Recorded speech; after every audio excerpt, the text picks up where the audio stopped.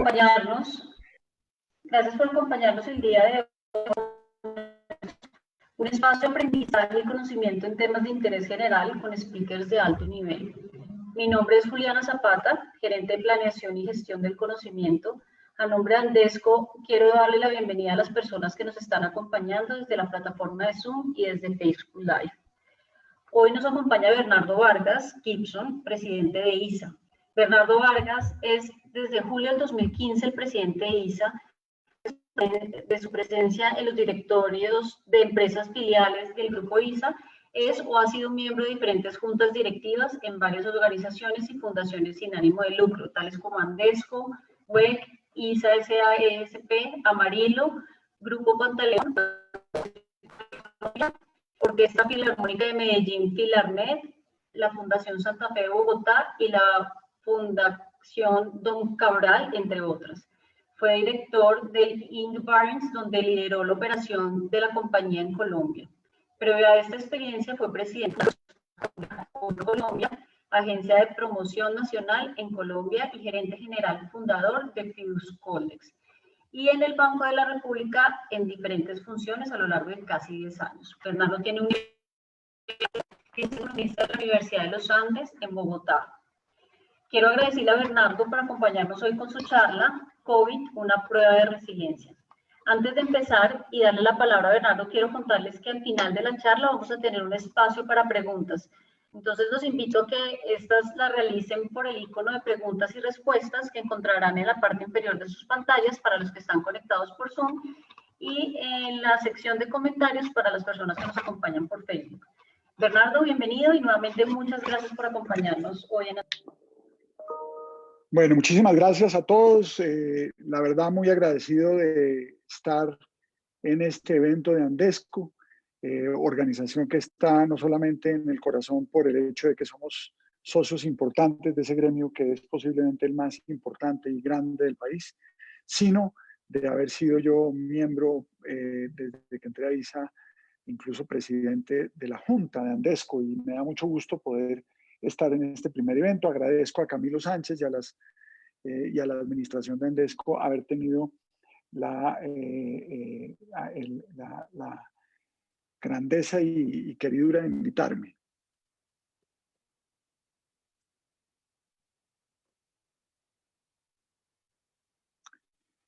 Yo no sé si van a pasar la presentación ustedes o ¿me están escuchando? Sí, ya te están proyectando la presentación. Bueno.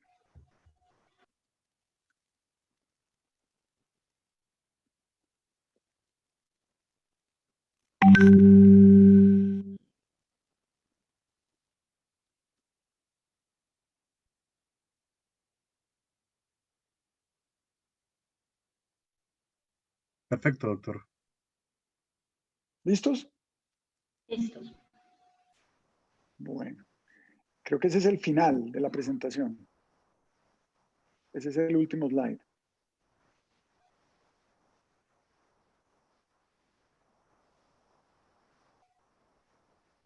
Bueno, no sé si me están escuchando bien. Sí, perfecto. Perfecto, doctor. Perfecto. Bueno, entonces, de nuevo agradeciendo a Andesco por su amabilidad y por el gusto de estar aquí con la audiencia. Ya supe que esto es un evento que está programando Andesco periódicamente y espero que sea un evento bien interesante, bien potente para los asistentes. Yo quise llamar a esta presentación COVID-19 una prueba de resiliencia, porque realmente lo que estamos viviendo ahora es exactamente eso.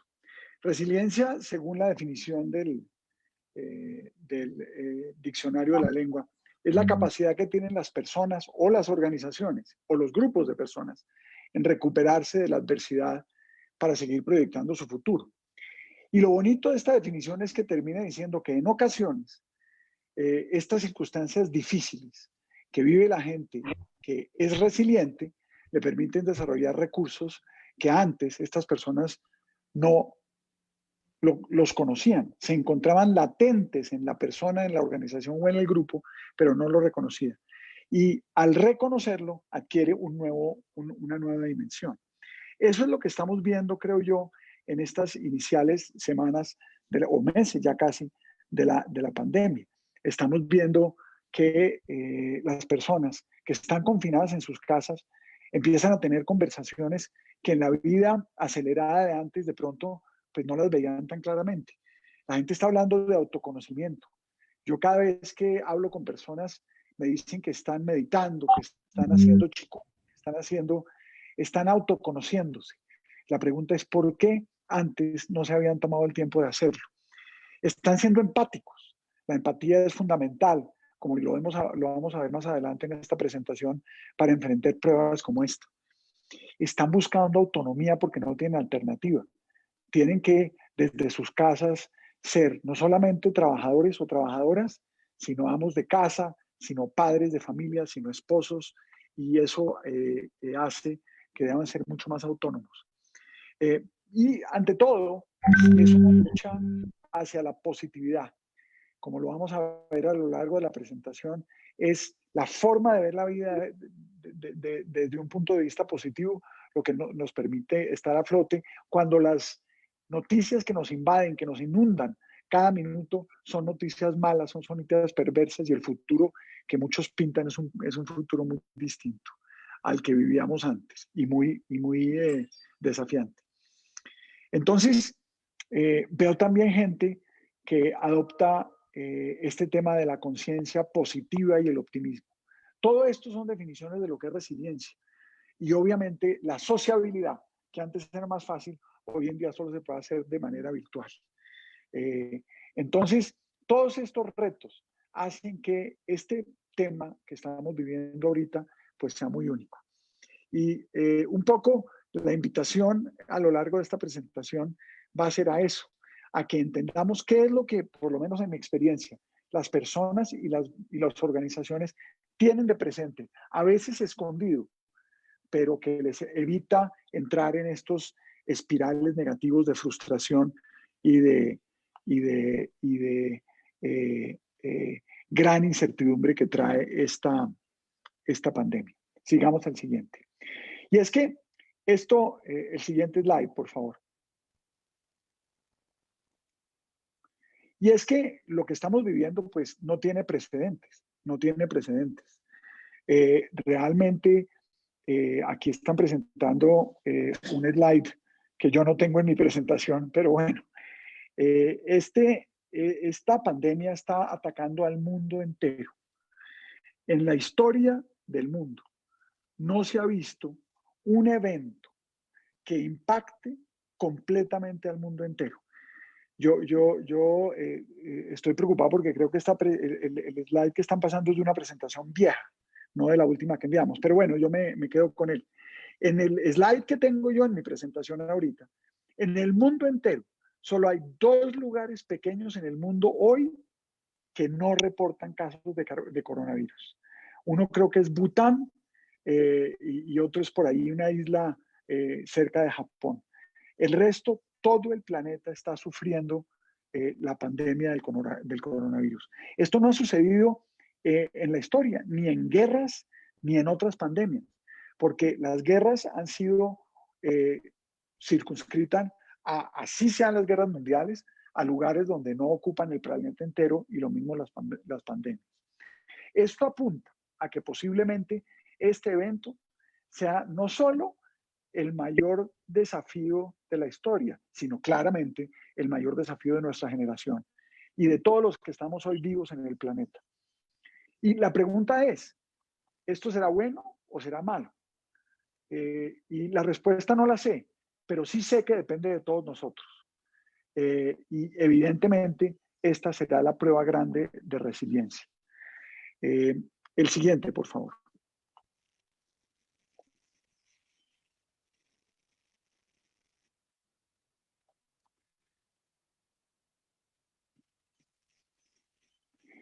Y para eso traje yo a cuento esta cita de Helen Keller. Recuérdense ustedes quién era Helen Keller. A principios del siglo XX, en los años 20, Helen Keller nació y a los pocos años de edad, creo que a los 3 o 4, sufrió una meningitis que la dejó ciega, sorda y muda. Y sin embargo, Helen Keller a lo largo de su vida fue una de las activistas más importantes, porque aprendió a hablar, aprendió a leer, aprendió a tener una vida activa. Y ella nos decía que la seguridad que ella tuvo en sus primeros años de vida, donde no tenía ningún problema, no es más que una superstición. Dice, la vida lo que es una aventura atrevida o no es nada. Ella se atrevió a, en ese momento, en un momento donde además la tecnología médica era muy básica, de salir adelante y aprender las cosas que mucha gente le diría, pero mira, estás ciega, estás sorda, estás muda, déjalo así. Ella no se rindió, ella apuntó, ella se acompañó de gente en su vida que le enseñaron cosas maravillosas. Y Helen Keller es hoy en día, yo creo, por lo menos en mi libro, uno de los ejemplos más tenaces de lo que llamamos hoy resiliencia. Y es que Helen es un ejemplo de que ella pudo transformar aquello que no era transformable y que obviamente se superó a niveles que no eran posibles de ser superados. La resiliencia habla de adversidad, porque solamente ante la adversidad es que las personas se vuelven resilientes. Y evidentemente obliga a que todos nosotros incrementamos los niveles de tolerancia, solidaridad y nuestro sentido de pertenencia para poder uno aplicarse, no solo dentro de la vida propia de cada uno de nosotros, sino de la vida de los demás, a entender que ello no es un problema de unos, sino de otros. Cuando el mundo tiene un tema en donde todo el planeta es parte de eso, nos permite ver cosas que en la vida normal uno de pronto no ve. Yo hago cuenta de una frase que me decía alguien el otro día, en donde dicen que cada vez que uno se encuentra una persona, esta persona seguramente tiene una batalla interna que está peleando, de la cual uno no conoce, que puede ser muy grave. Y por eso le pide a uno de siempre ser amable con la gente, de siempre ser amable. Lo que pasa ahora es que esto nos llegó a todos y pone de presente la importancia de esta frase. Cuando encuentras a alguien, no sabes la batalla que está luchando. Sea amable. En este caso sí la sabemos. Y con mayor razón habla de por qué la resiliencia tiene que ver con las características que vamos a ver más adelante. Sigamos. Entonces, lo que veíamos en el mapa anterior es, óigame, estamos pasando la prueba más grande de la historia, estamos pasando la prueba más grande de nuestras vidas. Y la pregunta es, ¿será que estamos preparados? ¿Será que hay esperanza? Y alrededor de ello, yo tengo una creencia dentro de mi propia espiritualidad y lo que yo creo es que Dios no manda nada a gente que no es capaz de sortear ese obstáculo. Yo creo que la humanidad aún más. Y yo creo que estamos, por lo menos, mejor preparados de lo que jamás antes lo habíamos estado. ¿Y por qué? Sigamos en lo que sigue en este slide, por favor. Estamos hoy ante un mundo que tiene el potencial colaborativo más potente de la historia. Hoy en día, la invención de la gente a través de plataformas abiertas, tecnológicas de software y hardware no tiene precedentes. De hecho, lo que están haciendo en lo que han llamado la APT, 30 países, para colaborativamente trabajar en la vacuna del coronavirus, es un ejemplo de eso. Pero además, en un libro maravilloso que voy a citar varias veces en esta presentación que leí hace unos meses, escrito por Joi Ito, que fue director del Media Lab de MIT, y Jeff Howe, hablan cómo el mundo hoy tiene un nivel inusitado en donde se han unido ese milagro que es el Internet con la ley de Moore, que permite que los avances cibernéticos y de colaboración por estar todos conectados vayan a un ritmo que jamás antes se había visto. En este tema del poder colaborativo, del software y hardware, hay además unas evidencias hermosas que cita este libro. Y voy a citar dos. Una es de un conjunto que se llama eGEMS, en donde un grupo, este es un grupo que se reúne cada año para proponer un concurso en biotecnología. Y aquí es donde gente de todas partes del mundo unida trabaja en conjunto desde diversidades, diferentes frentes para solucionar problemas. Este grupo de eGEMS ha propuesto solución de problemas relacionados con la tuberculosis como nunca antes se habría propuesto. Y eso es a través de un trabajo colaborativo, no necesariamente de los científicos que más saben en el mundo, sino de muchas personas, incluso estudiantes de universidad, de posgrado, de pregrado, que se meten en este concurso y proponen soluciones. Eso antes no se podía hacer. Este tema también de las plataformas colaborativas tiene un ejemplo hermoso citado en este libro, que es el de Fukushima. Cuando vino la tragedia de la planta nuclear de Fukushima, el gobierno japonés, que es uno de los países más avanzados del mundo, trató de inventar tecnología de contadores Geiger para saber dónde estaban los mayores niveles de presencia de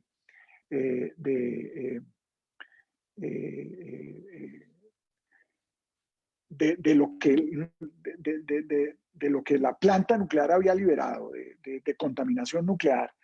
Y se estaba demorando mucho en hacerlo para poder aislar las personas sin saber ni siquiera si estaba aislando a las que tenían más radiación o menos radiación.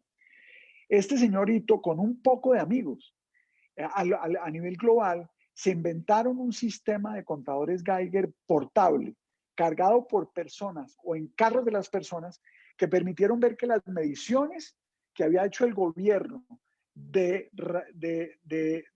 radiación estaban mal hechas y que había desplazado incluso gente a lugares que pensaban que no tenían radiación, que estaban con más radiación del sitio donde las habían sacado. Esto se hizo mediante unos desarrollos de software y de hardware únicos mediante este sistema colaborativo. El otro punto que quiero resaltar para hablar de que estamos preparados tiene que ver con la innovación. Hoy, hacer innovación es el momento de la historia del mundo en que menos vale hacer.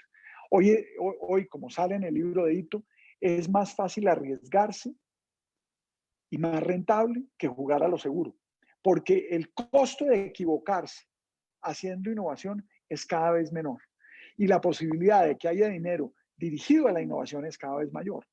Entonces, la posibilidad de que empecemos a ver cosas nuevas que nos ayuden a barajar crisis como esta es cada vez más alta. Por el otro lado, Pinker y otros hablan sobre cómo ahora, en este momento que nos afecta esta crisis, es el momento de la humanidad en que la humanidad está mejor educada, es más pacífica y es menos pobre. Esto no quiere decir, desde luego, que no haya muchísimos desafíos de pobreza, muchísimos desafíos de desigualdad. De hecho, los estamos viviendo de una manera muy cruda con esta pandemia.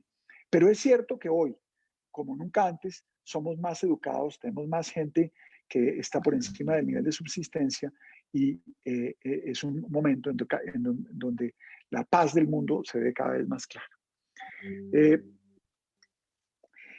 Además, el mundo digital permite hoy en día un tema fundamental, que es lo que permite que la gente se iguale a nivel global. Yo soy un gran admirador de Angus Deaton, que escribe un libro que además es premio Nobel de Economía, un libro que se llama El Gran Escape. Y en ese libro, Deaton habla sobre la desigualdad, pero habla también de cómo mediante migración o mediante avance económico, la gente puede salirse de lo que él llama es la prisión de la pobreza. Entonces, él dice que quien es capaz de salir de esta prisión hace el gran escape. Hoy en día, no solo los sistemas de salud, sino la educación es mucho más incluyente porque permite permite acceder a ella mediante el mundo digital. Eso nunca antes se podía. Eso no quiere decir, como dijo Nace, que no hay que tener unas políticas económicas muy claras para evitar que la gente vuelva a prisión, que el gran escape no sea solamente por un tiempo y la gente regrese a la prisión de la pobreza. Y esto evidentemente es uno de los grandes desafíos que tiene hoy esta pandemia del coronavirus. Además, cada vez más tenemos un mundo inclusivo, en donde somos conscientes de que la diversidad lo único que hace es agregar y no quitar. Y eso hasta hace poco no era posible en el mundo. Hasta hace poquito la exclusión de personas por raza, por religión, por geografía, era inmensa. Todavía falta mucho, repito, como en todas las anteriores, pero cada día tenemos un mundo más inclusivo y más diverso. En el libro de Ito habla sobre la potencia de la diversidad también. Y finalmente, la capacidad de computación actual que tenemos hoy era inimaginable hace unos años. Ito y Howe hablan, por ejemplo, de cuando Deep Blue, que era una computadora de IBM, es capaz de ganarle a el mejor jugador de ajedrez del mundo. Eso fue hace unos 15 años. Esa computadora era una computadora grande, que a punta de pura fuerza hacía 2 millones de cálculos por segundo.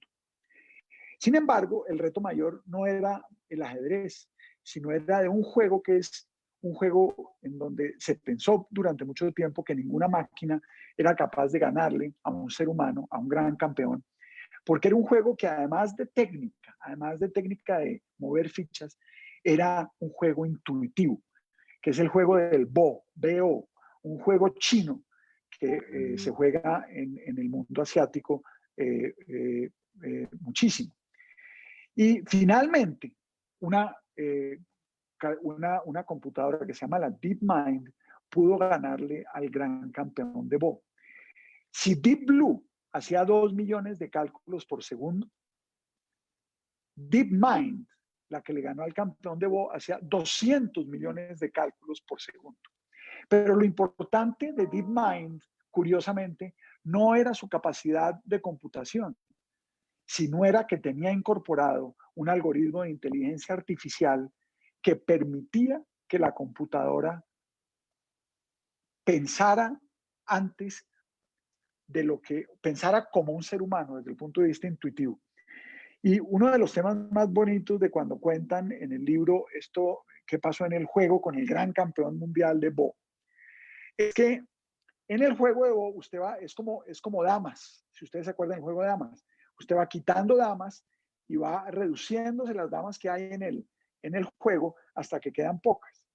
Y DeepMind lo que hace es que cuando el juego estaba en una esquina de la tabla, pone una ficha en el lugar opuesto y dejó completamente fuera de base al gran campeón. Desde un ángulo totalmente intuitivo que no tiene que ver con el poder de computación. Eso obviamente nos muestra lo que la inteligencia artificial es capaz de hacer. Y evidentemente hoy lo que se está haciendo en búsqueda de la vacuna y de la cura tiene que ver mucho con inteligencia artificial. Entonces, pues hoy estamos, no sé si vamos a ser capaces de salir de esto bien o qué tan duro nos va a dar, seguro nos da muy duro, pero sí, señoras y señores, hoy es el momento de la historia del mundo en que estamos mejor preparados para ello. Y finalmente quiero hacer un comentario muy bonito aquí también de este libro porque tiene que ver con educación. Antes, la educación cibernética para prepararnos para este mundo digital era una educación que empezaba en la universidad o en el mejor de los casos en los últimos años del colegio. Hoy en día empieza desde chiquito. El MIT desarrolló un juego y hay varios otros hoy en día en el mundo que se llama Scratch, que permite que un niño de 7 o 8 años empiece a programar. Pero como dicen los creadores de Scratch, que es David Siegel, entre otros, dice, Scratch no es sobre aprender a codificar, sino es cómo codificar para aprender. Es decir, Scratch es un juego que permite que un niño de 8 años, a través de codificar, jugando, aprenda el mundo cibernético. Estos temas son cosas muy locas que lo dejan a uno con cierta tranquilidad de lo que viene. Siguiente, por favor. Entonces, dado eso, y dado que sabemos que la humanidad va a resultar muy golpeada a pesar de eso y que no será la misma, y que tenemos todas las herramientas que mencioné en el slide anterior, ahora desde el punto de vista humano y desde el punto de vista empresarial, que es desde donde yo puedo hablarles a ustedes, pienso yo que se necesita o que necesitamos cada uno de nosotros para poder enfrentar lo que viene. Y yo, pensando en esta presentación, en donde podía haber metido una lista larga de atributos, una lista larga de capacidades, me quedé solo con estos 4, que pues hay algunos que son de 2, pero solo con esta lista de 4, porque creo que desde el punto de vista, por lo menos de mi experiencia, son suficientes para que aprovechemos ese momento que hay para poder salir adelante de una manera triunfal de este serísimo problema que estamos enfrentando. Esos son corresponsabilidad. Se necesita ser corresponsable, en mi opinión, para poder salir de esto triunfante. Se necesita que seamos empáticos y diversos y sacar jugo a la empatía y a la diversidad. Se necesita que aprendamos a ser colaborativos y digitales, y se necesita que seamos adaptables e innovadores. Y además, la misma crisis nos está enseñando que sin esto no vamos a poder salir adelante. Siguiente. Entonces, cuando hablo de corresponsabilidad, ¿a qué me estoy refiriendo? Lo primero es a la propia esencia de cada uno de nosotros como seres humanos y de nuestra responsabilidad, no solo con nuestras familias, nuestras empresas y nuestras sociedades, sino con nosotros mismos. Cuando yo soy corresponsable, yo me ocupo primero de lo mío antes de ocuparme de los demás. Las personas que no entienden este concepto son personas o organizaciones que tienen muy cerca de ellas o de ellos esa maña, esa manía de señalar con el dedo, esa manía de no mirar la viga en tu propio ojo antes de mirar la astilla en el ojo ajeno. Y eso es responsabilidad de cada uno de nosotros. Cada uno tiene que mirarse como ser humano, como ser que está presente en esta generación y en este momento para saber, uno, cómo ayuda, uno, cómo apoya, cuál es su rol antes de mirar y señalar en cuál es el rol de los demás. Y si esto es así, la responsabilidad de cada uno de nosotros, como constructor de familia, primero que todo, segundo como constructor de empresa y tercero como constructor de sociedad, se hace mucho más claro. Y eso tiene que ver con una cantidad de cosas que estamos viendo hoy. Yo les pregunto a todos ustedes si no se dan cuenta, estando en sus casas confinados, teniendo tan pocas necesidades, ¿cómo nos damos cuenta de la cantidad de gastos innecesarios que la sociedad de consumo tiene presente y que aquí no nos hacen ni 5 de falta? Estamos además entendiendo la importancia de lo que realmente vale, que es nuestra salud, que es la subsistencia de las personas mayores y de las personas que necesitan más cuidado. Además, estamos siendo mucho más, estamos teniendo mucho más presente cómo si nos cuidamos a nosotros, cuidamos a los demás. Y cómo solamente atendiendo nosotros lo que nos piden que hagamos, estamos cuidándonos a todos. Eso es lo que es corresponsabilidad. Y tiene que ver con lo que estamos viendo en los servicios de salud. Angus Deaton decía en El Gran Escape cómo uno de los elementos claves para escapar era poder acceder a servicios de salud sofisticados. Pero estamos viendo hoy en esta pandemia cómo, aunque sentíamos que los teníamos, qué falta nos hace darle más importancia, más recursos a este tema. Y evidentemente eso tiene que ver con el siguiente punto, y es la inequidad humana y cómo enfrentarla.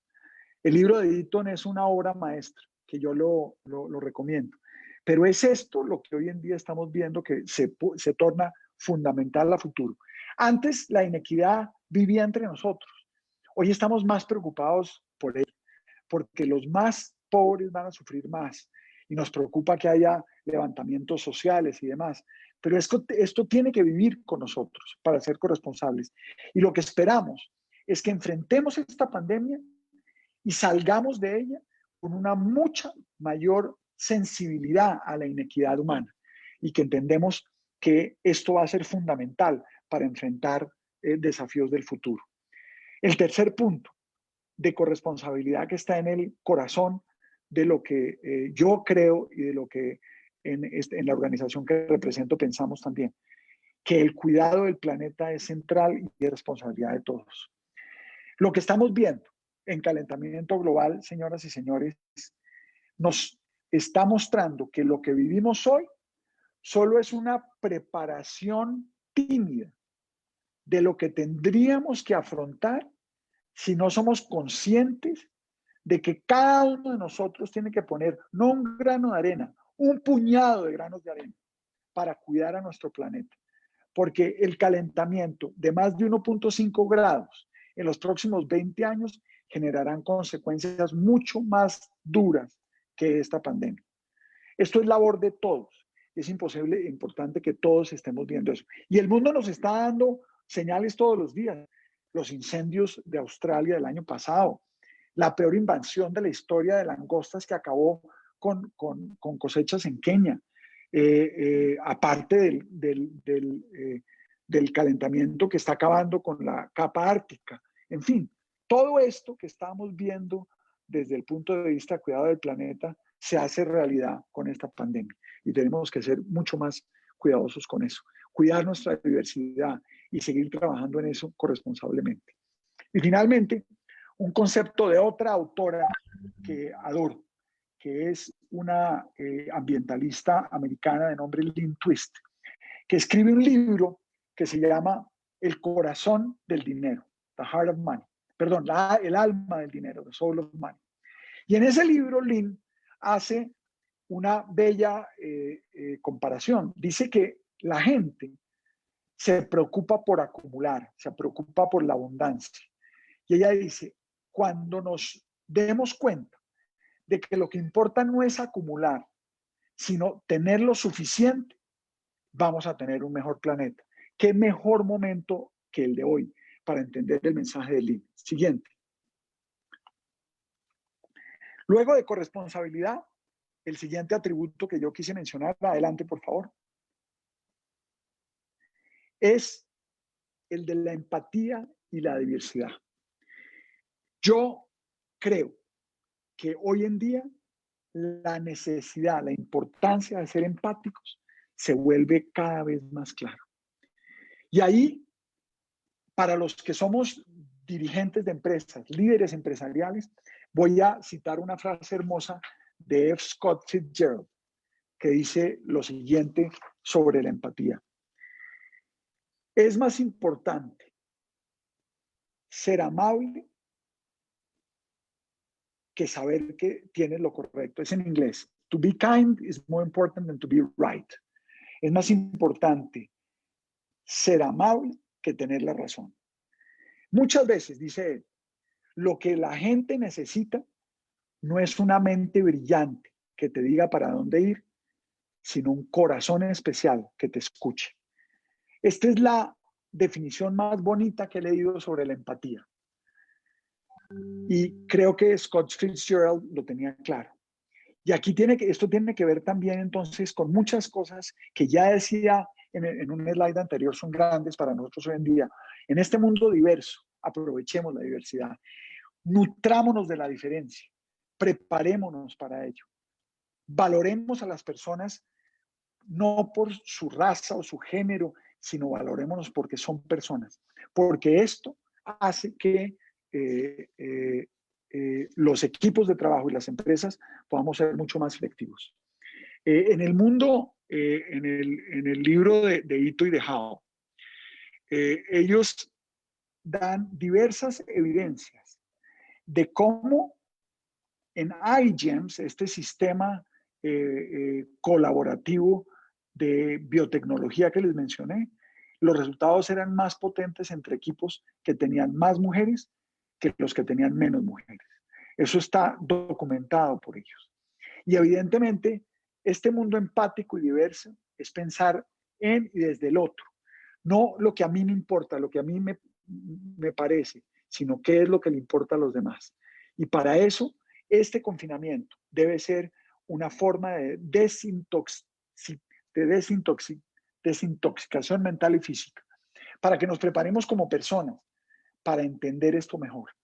Y eso en ISA lo estamos haciendo y viviendo todos los días. Tenemos un programa de diversidad que se llaman Otras Miradas, que habla no solamente de inclusión de género, sino de discapacidades intelectuales y físicas. Y creemos que esto lo hacemos porque sentimos que para el futuro no estaríamos preparados si no involucramos este tipo de pensamientos dentro de lo que hacemos hoy. Siguiente.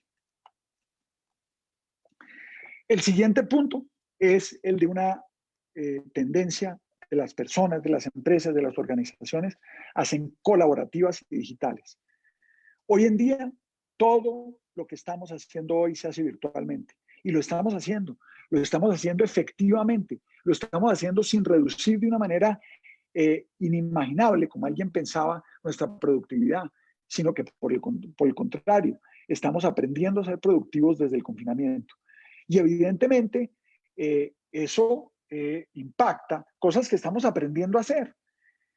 Nunca nos imaginamos que todos los jóvenes y niños iban a estar educándose desde sus casas. Y eso da un reto grande para lo que viene. Pero también la salud, la telesalud. ¿Cómo es que en este mundo virtual vamos a poder manejar pandemias ya no yendo al hospital, sino desde las casas? Y cómo las empresas hoy en día están necesitando ser digitales para poder trascender.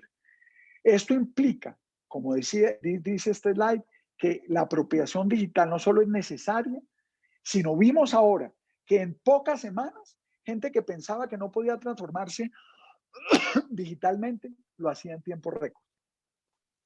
Y eso invita a que las nuevas dinámicas de trabajo flexibles nos implican confianza, nos implican cultura nueva, nuevos espacios y nos indican que cómo la movilidad sostenible es posible y cómo es posible trabajar remotamente sin polucionar las ciudades y sin toda la accidentalidad que estábamos viendo antes.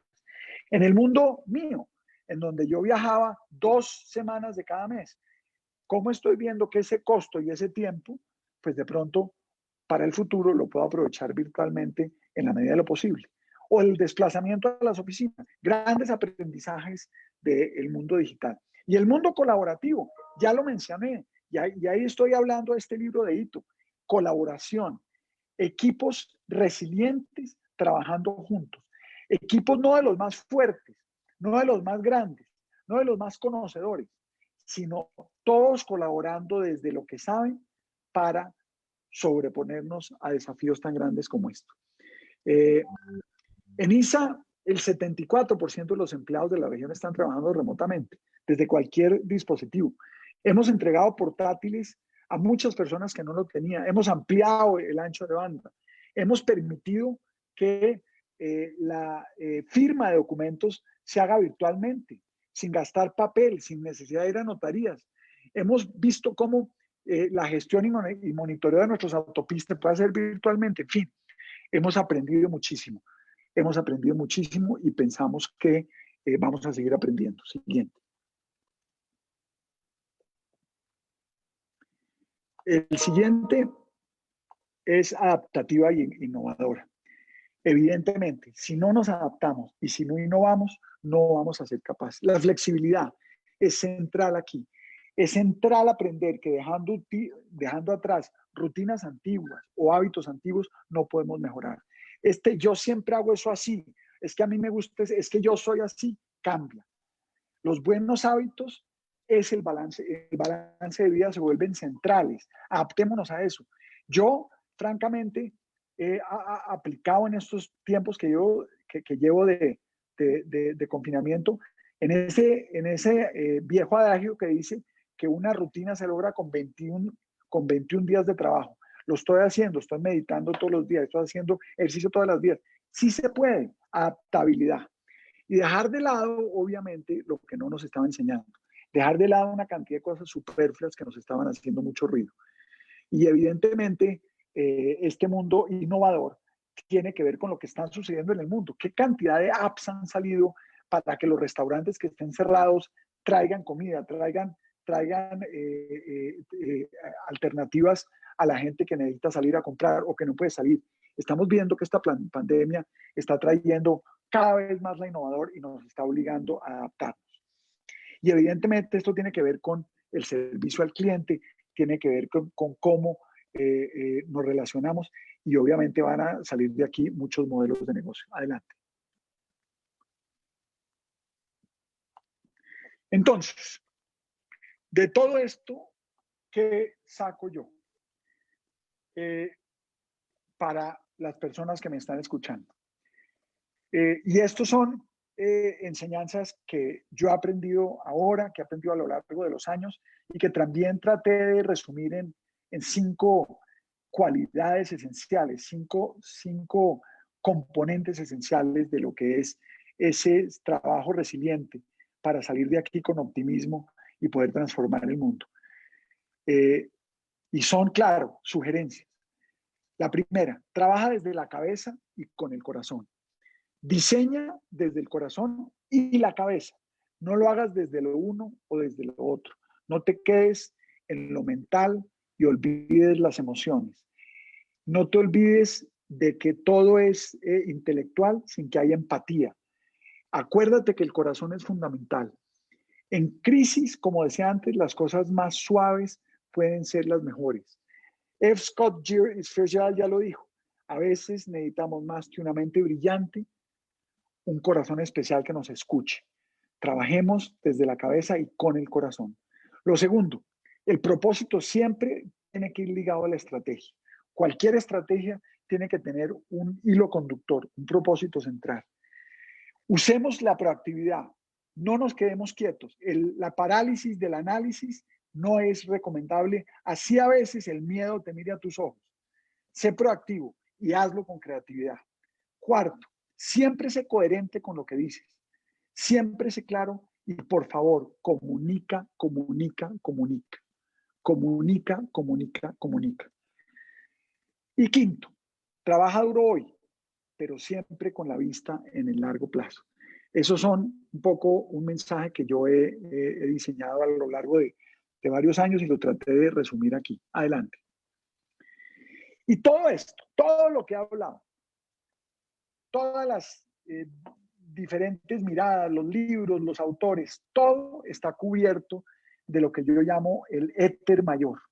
¿Qué es el éter? Es que como cuando tú entras a una piscina que estás cubierto de agua y cualquier movimiento que hagas del pie, de la mano, de la cabeza, es alrededor del agua que lo haces. Y lo haces con el agua. Y sin el agua te ahogas. Sin usar el agua para impulsarte o para salir a flote te ahogas. Eso es lo que yo llamo este éter, esta agua en la piscina, para mí es la ética y la transparencia. Sin esto, nada es posible. Una transgresión aquí te daña todo lo que hemos visto en el resto de la presentación. Mi pedido es, esto tiene que ser el éter que te circunde, sin ética y sin transparencia. Como persona, como empresa, como sociedad, no vas a ser capaz de tener una salida exitosa y resiliente a lo que viene. Sigamos. Y es que en esta frase se resume un poco todo lo que he venido diciendo, que la resiliencia no es un destino, sino es una forma de ser. Una organización resiliente no es aquella que puede regresar simplemente de donde salió antes de la crisis. Más bien, una organización resiliente verdaderamente es la que se transforma al incorporar las actitudes, creencias, la agilidad y las estructuras de un ADN nuevo que le permite no solo recuperarse de donde estaba, sino catapultarse rápidamente a otra cosa. Esta es una cita de Deloitte, de aparte de Deloitte, que se llama El corazón de liderazgo resiliente. Pero me quise apropiar de ella, a pesar de que es de Deloitte, porque resuena mucho con todos los conceptos que he tratado de traspasarles hoy. Siguiente. Y entonces, como decía, toda estrategia, toda mirada de hoy que mira hacia el largo plazo, necesita un propósito. En ISA, a lo largo de los años, nos hemos encargado de diseñar un propósito central, una línea principal que seguir, acompañada de lo que hemos llamado nuestro manifiesto. Y el manifiesto es un poco la decodificación de este propósito.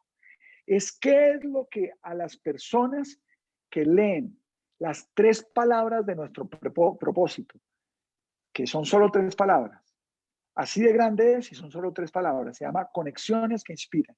Todas las personas que miren eso, accionistas, colaboradores, proveedores, contratistas o cualquiera de las comunidades que tocamos, ven este manifiesto y entienden qué es lo que nosotros queremos significar con este concepto de conexiones que inspiran.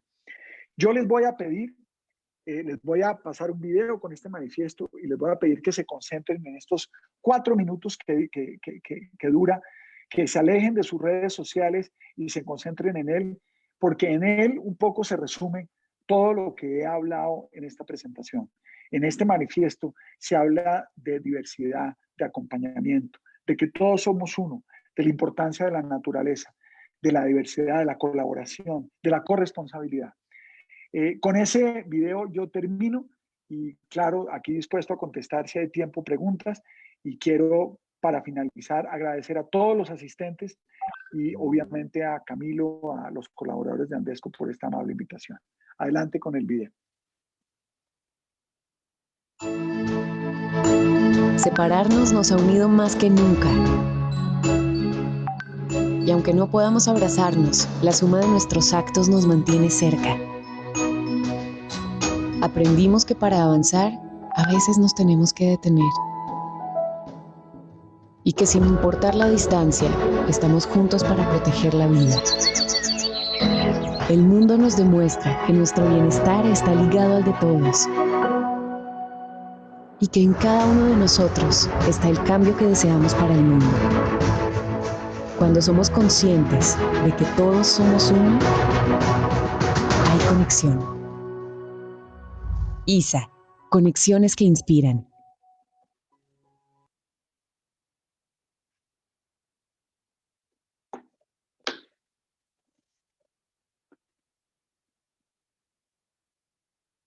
Bien, pues muchas gracias a todos. Yo tenía pensado que iban a pasar este y otro video, pero bueno, con eso quedo a su disposición. Si quieres ya te lo puedo pasar. Por favor.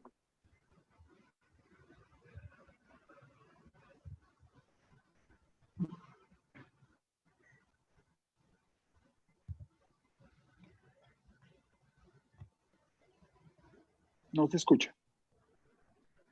No se está escuchando.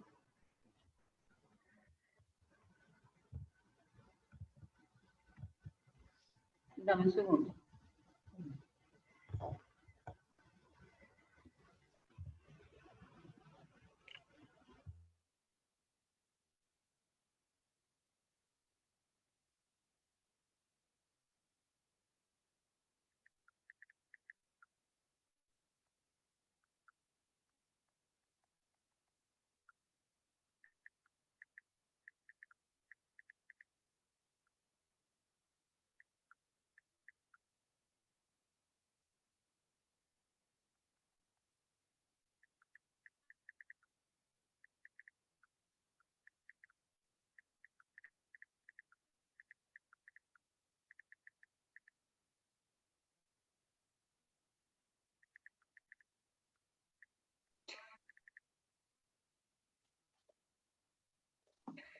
Mientras solucionamos el audio del video, invitamos a las personas que están en Facebook, si quieren hacer alguna pregunta, vamos a habilitar unos pocos minutos al finalizar la charla para hacer algunas preguntas, y lo mismo para la gente que nos está siguiendo en Zoom.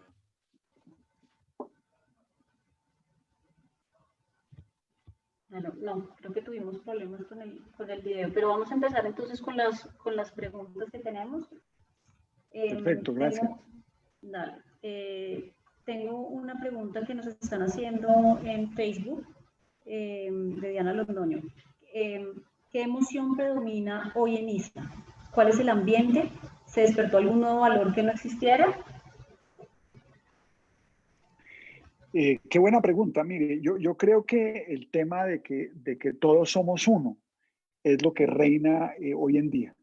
Hemos sido muy cuidadosos en comunicar lo más posible a todas nuestras audiencias, pero sobre todo a nuestros colaboradores, no solo a través de lo que está sucediendo en la compañía, de qué pasa, de dónde estamos, de qué estamos haciendo, de cómo estamos colaborando por la sociedad, en donaciones que estamos haciendo en todo el país, sino hablando con sus familias de cómo es importante que estemos integrados, de cuidarse mental y físicamente, de tener equilibrio en el día, de no quedarse 12 horas conectado a una pantalla, sino tener tiempo individual.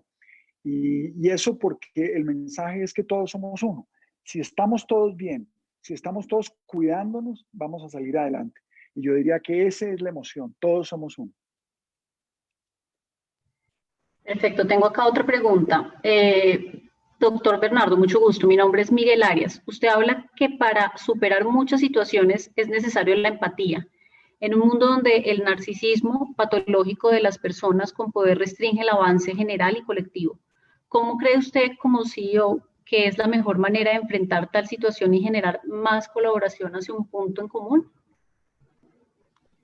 Mire, yo en todos los ambientes en que me invitan a hablar, digo que si usted quiere identificar cuál es el mayor enemigo de un líder, cuál es el mayor enemigo de un empresario o cuál es el mayor enemigo de una persona, eso es facilísimo de identificar porque solo hay uno, y ese se llama el ego. El ego, que en las palabras de este amigo es narcisismo.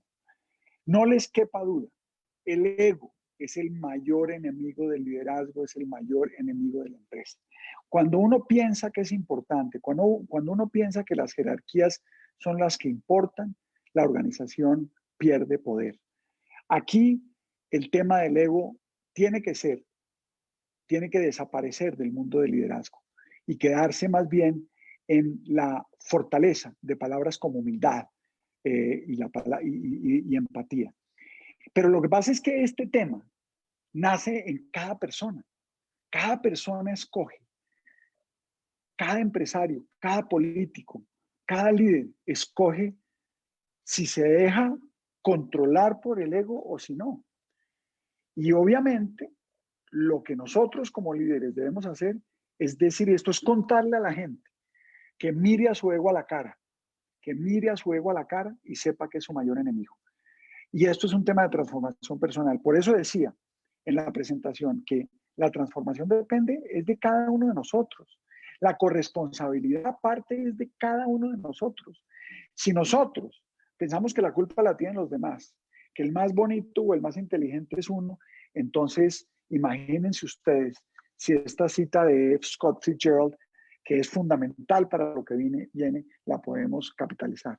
Entonces, invito a todos los que están escuchando, miren el ego a los ojos, miren el ego y ténganle miedo, porque salir de él, estar desprovistos de él, es la mejor forma de salir de uno de los enemigos más grandes. Esto no quiere decir que tú no te vanaglories de tus éxitos, que tú no saques provecho de tus sucesos, que tú no estés peleando por ganar. Eso no quiere decir eso. Quiere decir que lo hagas en función de ser corresponsable, de ser empático, de ayudar a la sociedad y no solo a ti. Muchas gracias. Tenemos otra pregunta. Este es un espectador anónimo. Dice, doctor Bernardo, con esta perspectiva de liderazgo humanista que usted brillantemente ejerce, ¿cuál considera que deberían ser las prioridades en la agenda del sector eléctrico colombiano para abordar los retos del cambio climático? Pues mire, yo creo que ahí hay que tener dos cosas en mente. Primero, que el sector eléctrico toca a mucha gente, Y segundo, que el sector eléctrico puede ser un gran ejemplo de transformación ambiental. No solamente por cómo hace sus obras de infraestructura y cómo debe ser respetuoso hacerlas, cumpliendo las reglas y ajustándose a lo que piden las diferentes legislaciones, sino dando ejemplo de eso para que otras empresas pequeñas, medianas, de otros sectores, sepan que la única forma de ser rentable a futuro es ser sostenible. Yo recuerdo que las empresas ISA anteriormente tenía un reporte financiero y un reporte de sostenibilidad. Yo fundé las dos en una sola, porque yo creo firmemente de que una empresa no es rentable en el largo plazo si no es sostenible. Y por eso la responsabilidad de sostenibilidad es una responsabilidad central, porque claro, si no es rentable tampoco podrá ser vigente. También llegará la obsolescencia. Entonces es una ecuación que no se puede separar lo uno de lo otro. Y obviamente todas las empresas del sector eléctrico, en un mundo que va hacia la descarbonización, hacia la demanda distribuida, hacia la importancia del consumidor, casi que más que otros sectores, tiene que darse cuenta de eso y ser ejemplo de ello. Gracias, Fabiola. Morera nos pregunta, desde lo personal, ¿cuál ha sido la enseñanza que ha dejado esta crítica situación del COVID?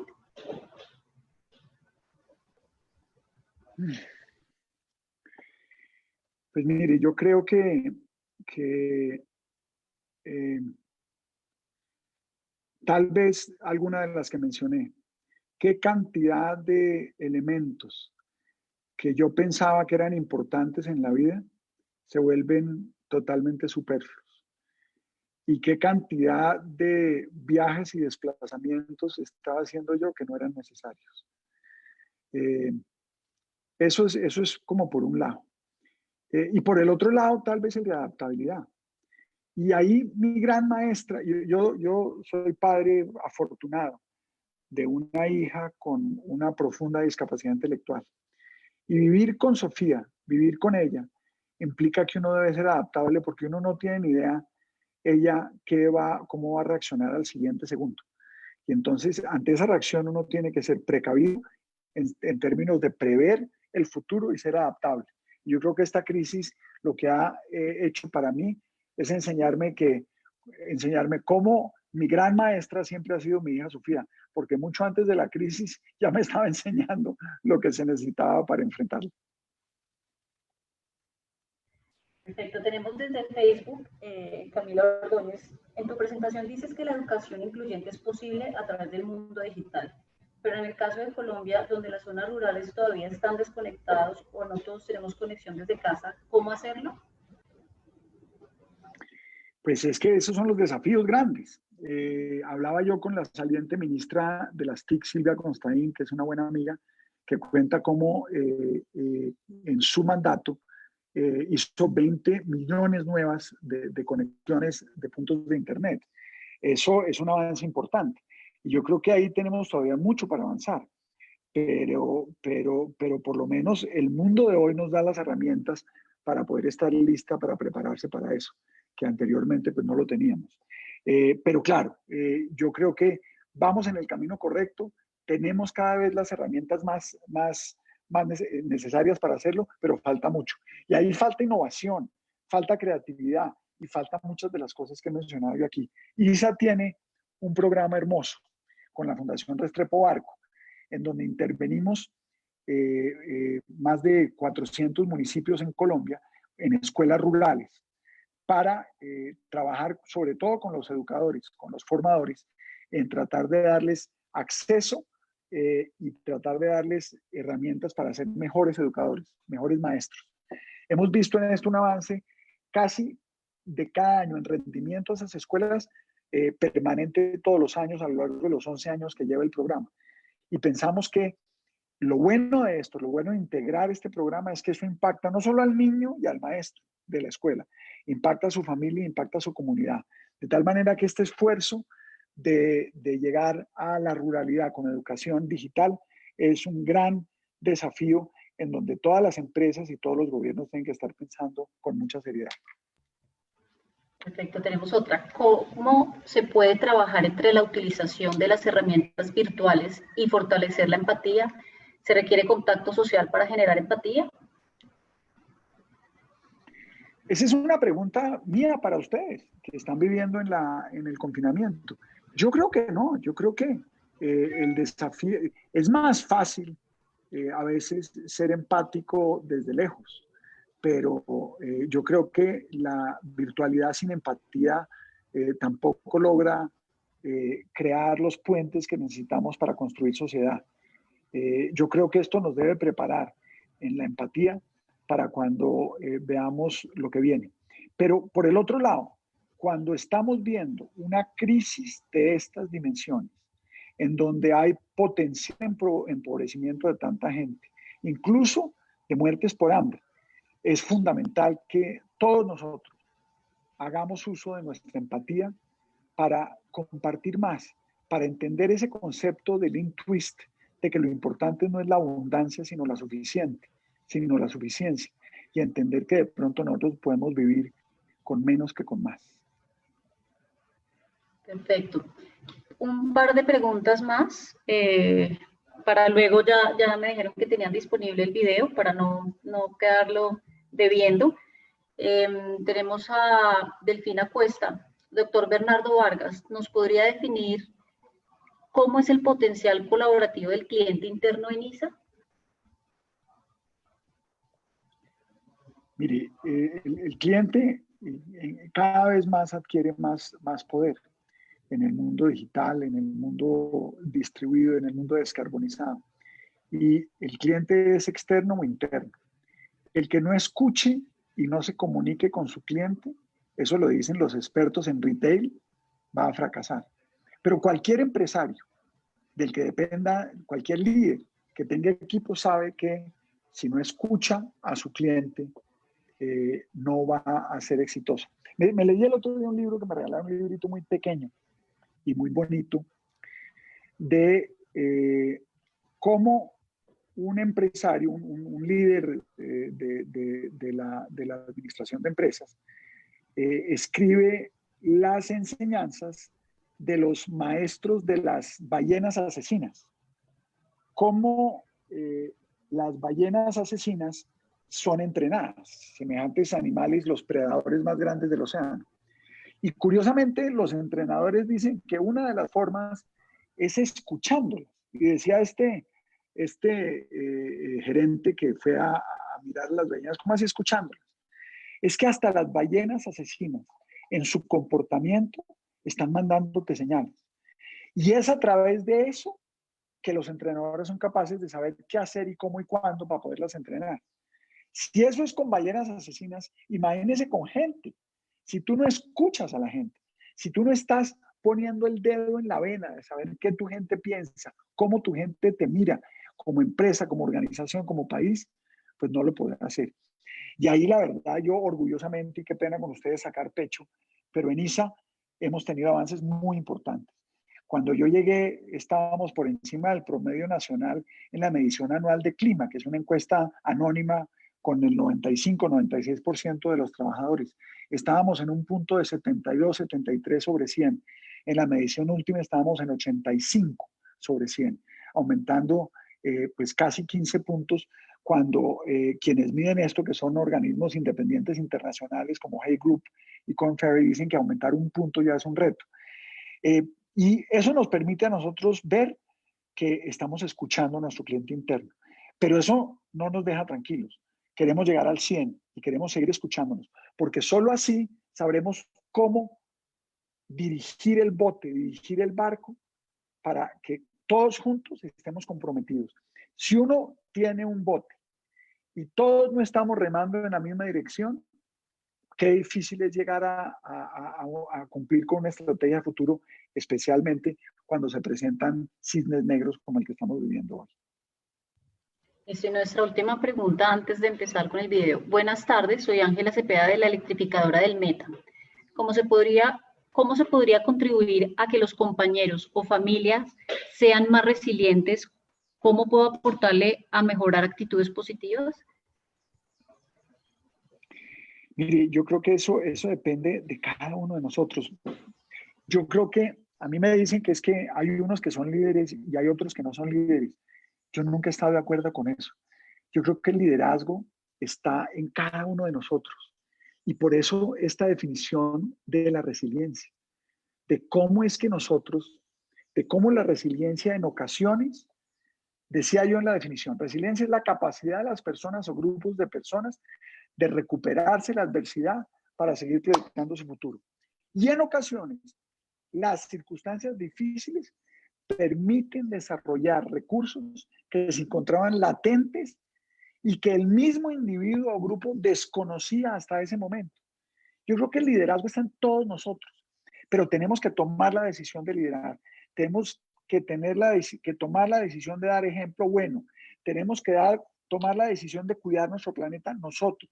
Tenemos que tomar nosotros la decisión de impulsar la diversidad, de impulsar la empatía. Eso parte de cada uno de nosotros. Y no estar señalando a los demás. ¿Dónde está la responsabilidad? La responsabilidad parte de ti.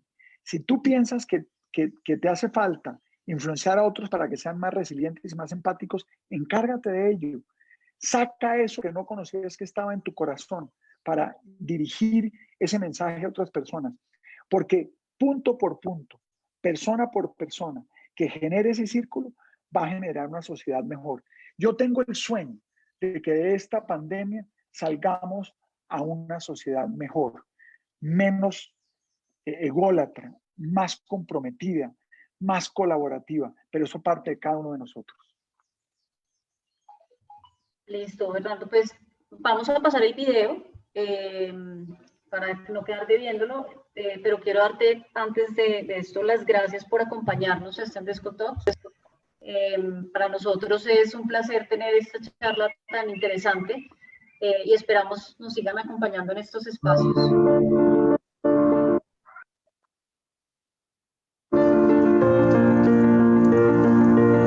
Conectamos países, mejorando la calidad de vida de millones de personas. Esa es nuestra gran responsabilidad. E a assumimos, exigindo de nós mesmos, dos nossos parceiros e aliados, o mesmo nível de excelência que ganhou a confiança de todos. Para honrar el camino transitado, hoy debemos comprometernos nuevamente con lo mucho que queda por hacer. Tomamos conciencia de que todos somos parte de un todo. La humanidad y el mundo cada vez nos plantean mayores retos.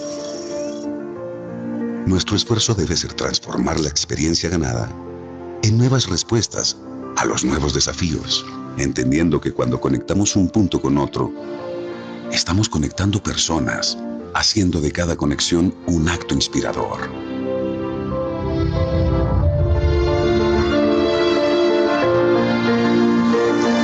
Si somos conscientes de que todos somos uno,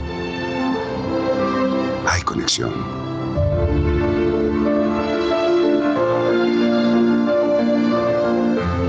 Si estamos seguros de que nuestro bienestar está ligado al de todos, hay conexión.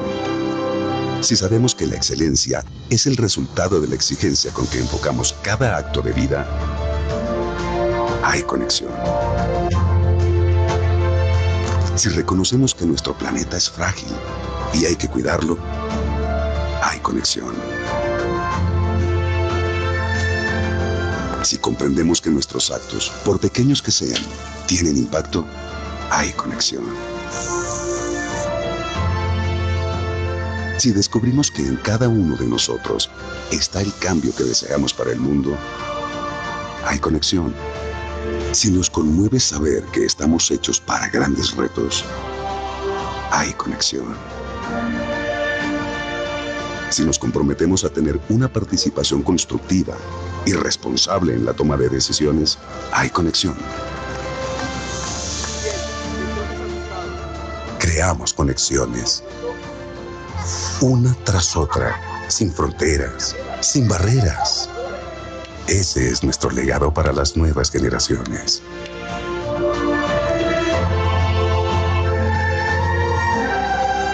estamos convencidos de que si hay conexión, hay vida.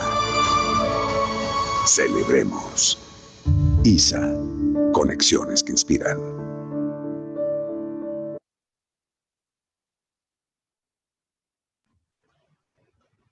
Listo, Bernardo, pues mil gracias nuevamente por esta charla tan Muchas inspiradora. gracias.